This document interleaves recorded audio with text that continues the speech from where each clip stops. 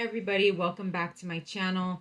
So today I wanted to talk about something I may have talked about already in a previous vlog, but I kind of wanted to bring it up again. It was something that was on my mind, and I think I might have mentioned it in my last video of like not being able to enjoy things. And it's the whole mind-body connection movement. And I know that there is a mind body connection. We know that a lot of mental health disorders can have physical symptoms, and that, physical illness can lead to mental health problems.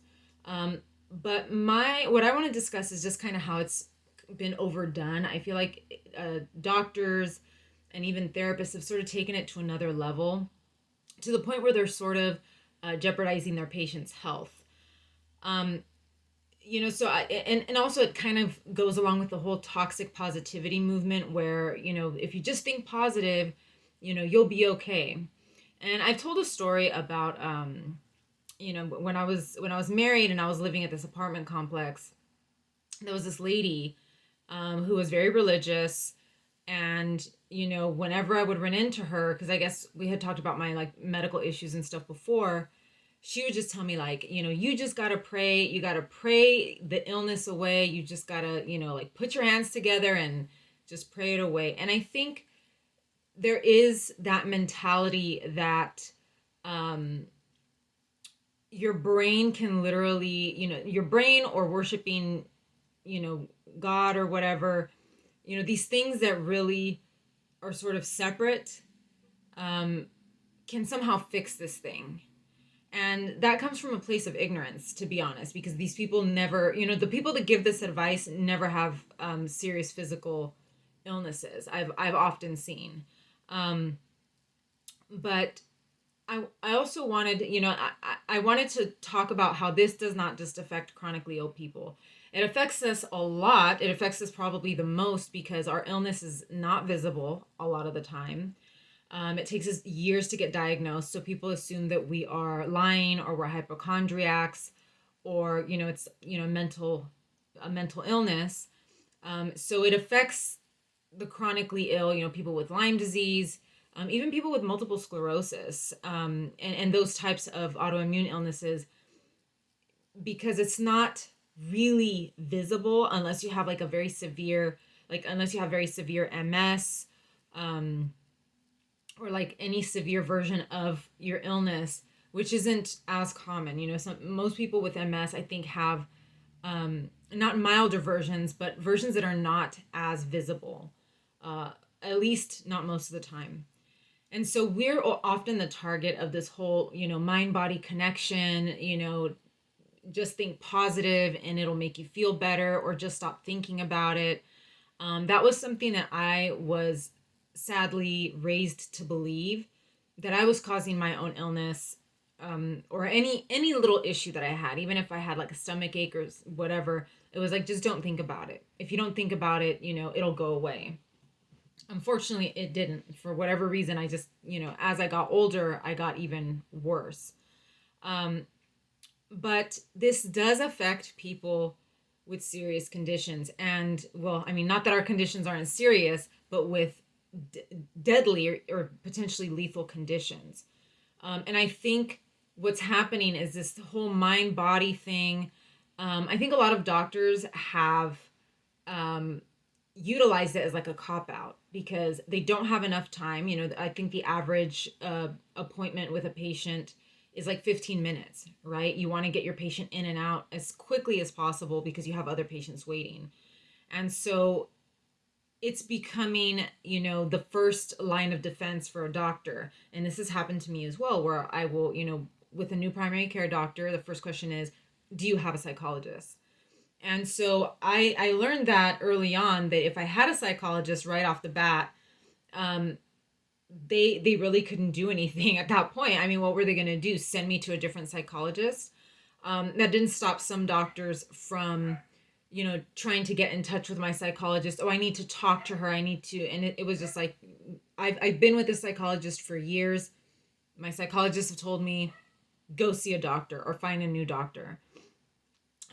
But this is becoming so popular, and like I said, the first line of defense for doctors, that they are doing it to patients that have um,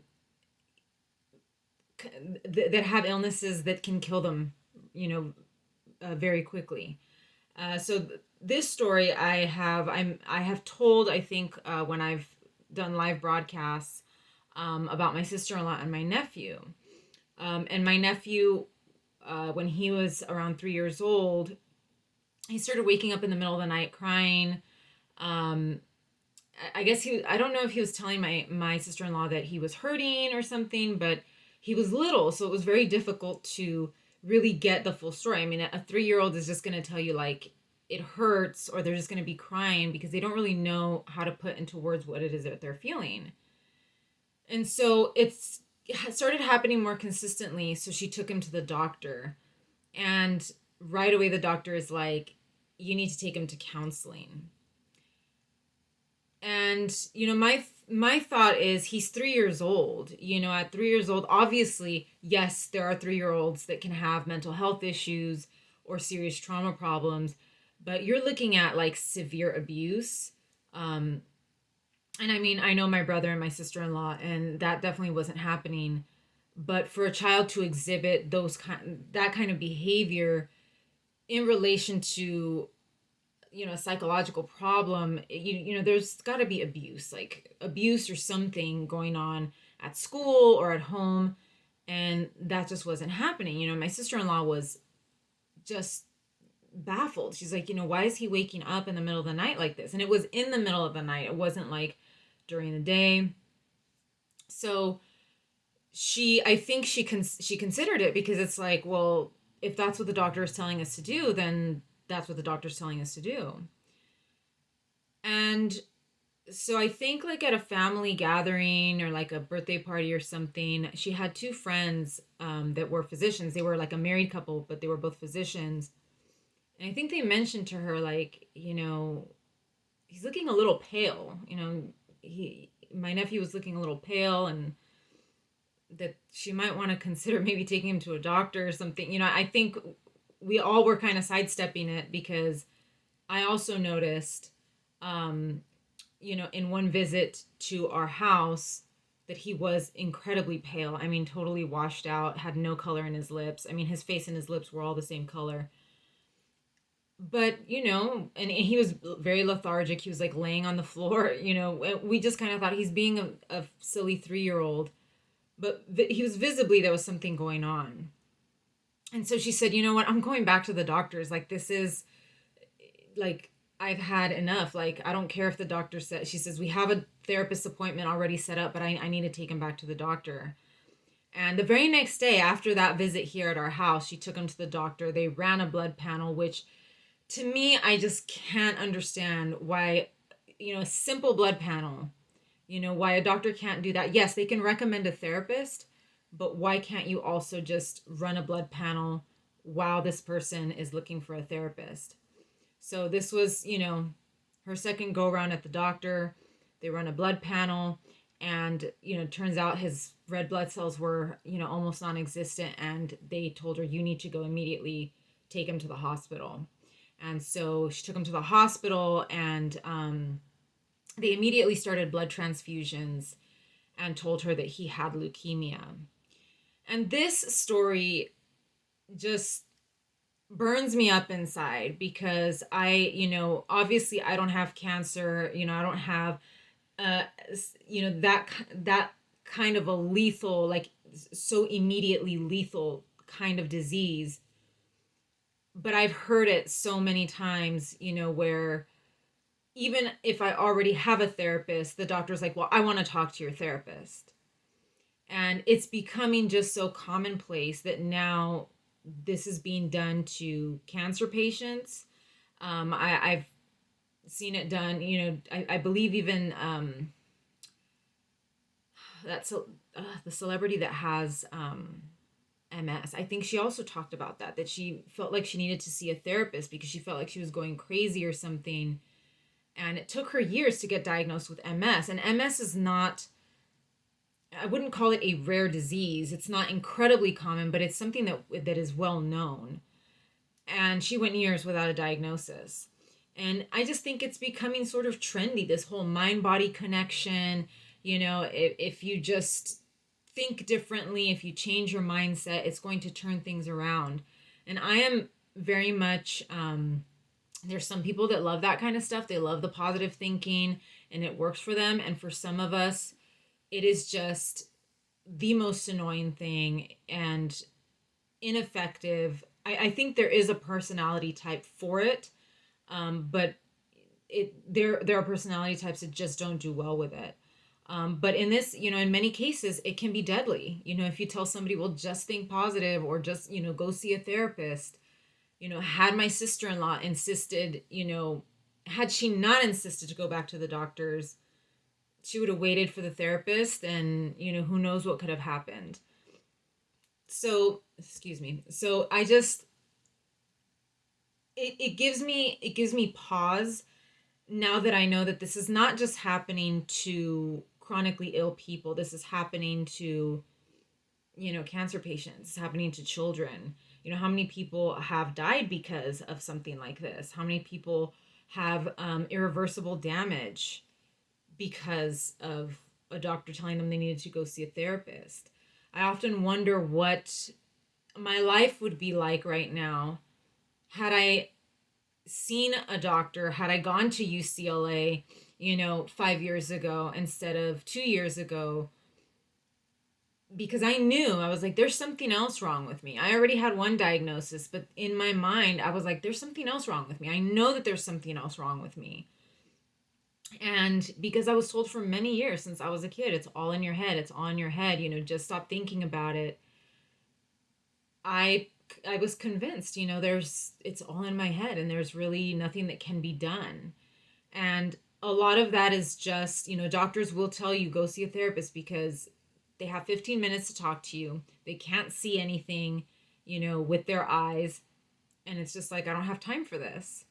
And I feel, I think it's going to become a growing issue, because it's become so popular, and because it's become the first line of defense. I think it's going to become a growing issue as time goes on, especially the whole, mind body movement has become so popular that now doctors are sort of like, well, I can use this, I can use this in my practice to sort of, as a shortcut because I can't figure out what's wrong with this patient. So, it doesn't just apply to people with rare diseases or to people with chronic conditions or invisible illness. It's now affecting people with really serious, deadly illnesses. But I wanted to touch on that because I know I've touched on it in other videos, and it's one of the things that gets under my skin so much. I don't think I've told this story on my channel though, the story of my nephew. I mean, part of it is because it's not my son, but at the same time, um, I try to focus my channel on chronic illness and sort of like my experience, but seeing that even people with, cancers and deadly diseases are now having the same struggles that we are having, is kind of scary. It's very scary to me that now doctors are doing this to people that are dying, essentially. So I hope this gives somebody, some relief that it's not just us, that doctors are now, that they're not discriminating against us just because they can't see the illness or because our blood work isn't showing something. They're starting to do this to everybody. And it kind of, it makes me sad, but it also doesn't make me feel like such a target anymore because they're doing it to so many people. It's just, I think it's the nature of the business. It's money, it's insurance.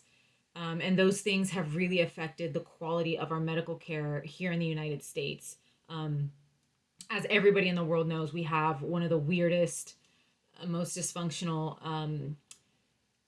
healthcare systems in the world. And, people die. People die simply because of the way that our healthcare system is designed. So that's all I've got for today.